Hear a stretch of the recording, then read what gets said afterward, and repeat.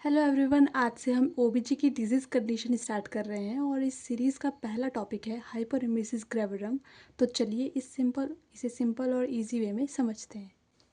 तो इसके वर्ड में ही छिपा हुआ है हाइपरएमेसिस यानी कि increase episode of vomiting.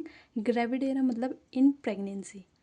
The increased episode of vomiting in pregnancy due to increased level of HCG which cause deleterious effect on mother and fetus। तो यहाँ पे इसका हाइपरमेसिस ग्रेप्टम का मतलब क्या है, बहुत ज़्यादा एपिसोड होते हैं वॉमिटिंग के। किसकी वजह से होते हैं? क्योंकि HCG का लेवल जो होता है वो इंक्रीज़ हो जाता है। ठीक है, जिसकी वजह से क्या होता है, यहाँ पे वॉमिटिंग बहुत ज़्यादा देखने को मिलती है, जिसकी वजह से फीटस और मदर दोनों की हेल्थ पर जो है यहाँ पे इफ़ेक्ट पड़ता है। तो उस कंडीशन को बोलते हैं हाइपरएमेसिस ग्रेविडेरम। इंसिडेंस रेट की बात करें तो ये 1:1000 है, यानी कि 1000 में से एक को देखने को मिलता है।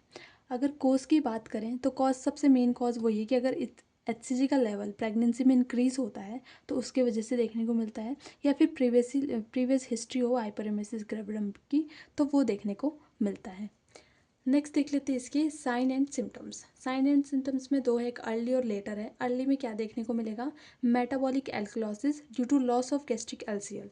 यहाँ पे मेटाबॉलिक क्योंकि बहुत ज़्यादा जो है वो जो है बार बार जो है उसको एपिसोड हो रहे हैं वॉमिटिंग के, तो जिसकी वजह से क्या होता है, जो एब्डोमिनल जो HCl जो प्रेजेंट होता है उसकी वजह से क्या है, गैस्ट्रिक HCl जो है वो लॉस होता है, क्योंकि बार बार जो वॉमिटिंग करेगी, जिसकी वजह से यहाँ पे मेटाबॉलिक एल्कलोसिस देखने को मिलता है अर्ली में।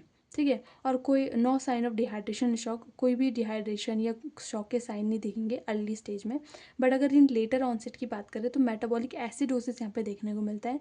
ऐसा क्यों होता है? तो due to increase fluid loss in vomiting. अब वॉमिटिंग में क्या, और वॉमिटिंग कर रही है तो फ्लूइड लॉस बॉडी से बहुत ज़्यादा हो रहा है, क्योंकि जितने बार वो वॉमिटिंग करेंगी फ्लूइड लॉस होगा। ठीक है, वो लॉस होगा तो इसकी वजह से डिहाइड्रेशन देखने को मिलेगा। डिहाइड्रेशन होगा तो हाइपोवॉलीमिया होगा। ठीक है, फ्लूइड की कमी हो जाएगी ब्लड में। ठीक है, decrease oxygen supply to tissue and organ. तो जब फ्लूइड की कमी हो जाएगी तो ऑक्सीजन सप्लाई जो हो रही है वो ऑर्गन्स में, टिश्यूज़ में, वो डिक्रीज़ हो जाएगी। वो डिक्रीज़ हो जाएगी तो जो लैक्टिक एसिड का फॉर्मेशन हो जाता है, यहाँ पे मेटाबॉलिक एसिडोसिस यहाँ पे देखने को मिलेगा। तो यानी कि अगर इसमें ना बहुत अलग तरीके से क्वेश्चन पूछा जाता है कि अर्ली में कौन से, मतलब नॉर्मली बेसिक उन क्वेश्चन को बहुत ट्रिकी क्वेश्चंस के तरीके से यहाँ पे पूछा जाता है। ठीक है, तो आंसर में हमेशा ये कॉन्सेप्ट याद रखना कि अर्ली में मेटाबॉलिक एल्कलोसिस होता है, क्योंकि बार बार वॉमिटिंग की वजह से गैस्ट्रिक एसिड लॉस होता है। ठीक है, उसके बाद धीरे धीरे जब ये कंडीशन बढ़ती है तो उसकी वजह से यहाँ पे क्या होता है, बॉडी से फ्लूइड लॉस होता है, फिर डिहाइड्रेशन होता है, हाइपोवॉलीमिया होता है। ठीक है, ऑक्सीजन सप्लाई डिक्रीज होगी हमारे टिश्यूज ऑर्गन पे, लैक्टिक एसिड फॉर्मेशन होगा, तब जाके मेटाबॉलिक एसिडोसिस होता है। तो ये लेटर कंडीशन है। तो क्वेश्चन को हमेशा इस हिसाब से पढ़ना कि अर्ली के लिए पूछा गया है या लेटर साइन सिम्टम्स के लिए पूछा गया है। नेक्स्ट देख लेते हैं साइन ऑफ शॉक। जो लेटर साइन एंड सिम्टम्स में हमारा पहला क्या, मेटाबॉलिक एसिडोसिस देखने को मिलता है। दूसरा है sign of shock and dehydration present. तो first sign of dehydration thirst है, जो कि पूछा जाता है। डिहाइड्रेशन का फर्स्ट साइन क्या है? Increase thrust. नेक्स्ट बात करते हैं शॉक। शॉक अगर देखने को मिलेगा तो शॉक में टेकिकार्डिया देखने को मिल सकता है, हाइपोटेंशन देखने को मिल सकता है, यूरिन आउटपुट डाउन देखने को मिल सकता है 30 ml/h, जिसको ऑलिक्यूरिया बोलते हैं। ड्राई म्यूकस मेम्ब्रेन हो सकती है। Increase capillary refill time more than 3 second. Next देख लेते हैं कॉम्प्लिकेशन ऑफ हाइपरएमेसिस ग्रेविडम। तो हाइपरएमेसिस ग्रेविडम में मेनली क्या होता है, जो विटामिन B1 होता है यानी कि थियामिन, उसकी डेफिशिएंसी हो जाती है। तो उसकी डेफिशिएंसी के वजह से यहाँ पे वर्निक एन्सेफेलोपैथी और कॉर्सोकॉफ सिंड्रोम देखने को मिलता है। ये जो वर्निक एन्सेफेलोपैथी, इसमें अटैक्सिक एंड कन्फ्यूजन देखने को मिलता है। तो नॉर्मली क्या होता है, वर्निक और एन्सेफेलोपैथी में क्या है, इसमें पेशेंट को अटैक्सिक, यानी कि अटैक्सिक मतलब होता है कि उसके चलने में और उसको बैलेंस बनाने में दिक्कत होती है। ठीक है, दूसरा कन्फ्यूजन देखने को मिलता है। तो ये दोनों कंडीशन देखने को मिलती है वर्निक एन्सेफेलोपैथी में। अगर ये ट्रीट नहीं होती है और ज़्यादा सीवियर हो जाती है तो उसके बाद ये कॉर्सोकॉफ सिंड्रोम देखने को मिलता है, जिसमें अटैक्सिया यानी कि चलने फिरने में, बैलेंस बनाने में दिक्कत आएगी, साथ में कन्फ्यूजन भी होगी, और इसमें ऐड हो जाता है मेमोरी लॉस। तो यहाँ पे ये मेमोरी लॉस यहाँ पे देखने को मिलती है। तो ये बहुत ज़्यादा जो है वो सीरियस कॉम्प्लिकेशंस होती है हाइपरएमेसिस ग्रेविडम की। ठीक है, इसमें एक इंपॉर्टेंट है deficiency of vitamin B1 thiamine.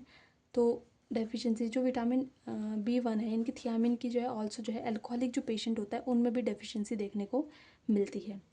तो ये पूछा जाने वाला क्वेश्चन है गवर्नमेंट एग्जाम्स में, और ये जो है वो कॉम्प्लिकेशन भी बहुत बार पूछी जाती है। नेक्स्ट देख लेते हैं इसका मैनेजमेंट हम क्या कर सकते हैं। तो हॉस्पिटलाइज टू द पेशेंट, सबसे पहले पेशेंट को हॉस्पिटलाइज करना है। पेशेंट कीप्ड एनपीओ, पेशेंट को एनपीओ रखना है। Monitor vitals and strict intake output charting, तो यहाँ पे वाइटल्स और जो इनटेक आउटपुट चार्टिंग है प्रॉपर मॉनिटर करना है। अगर मेडिकल मैनेजमेंट की अगर बात करें तो इसकी जो ड्रग ऑफ चॉइस है, जो कि बहुत बार पूछा भी जाता है, तो इसकी ड्रग ऑफ चॉइस है ट्राइफ्लूपैराजिन है, जो कि एक एंटी एमिटिक्स ड्रग है।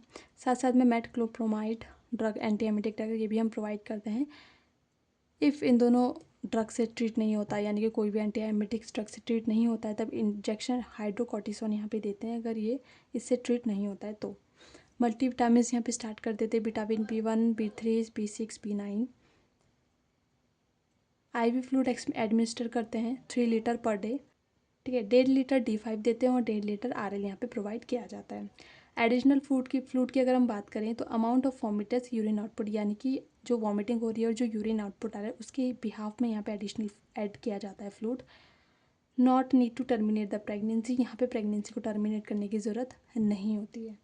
आई होप हाइपरेमेसिस ग्रेविडम का कॉन्सेप्ट आपको अच्छे से समझ आया होगा। अगर आपको मेरी वीडियो अच्छी लगी हो तो like, share, comment and subscribe my channel. मिलते हैं नेक्स्ट ऐसी ओबीजी डिजीज़ कंडीशन के साथ। Thank you.